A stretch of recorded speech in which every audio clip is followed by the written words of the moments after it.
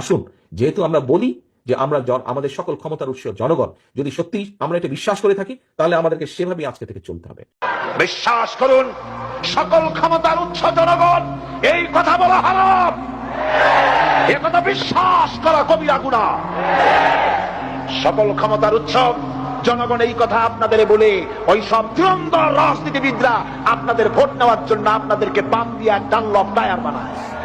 সব ক্ষমতার উৎসকে নাকি জনগণ?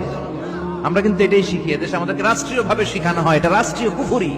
সকল ক্ষমতার উৎস জনগণ নয়, সকল ক্ষমতার উৎসকে, উনি ক্ষমতার উৎস, তিনি ক্ষমতাশীল, মহা ক্ষমতাধর।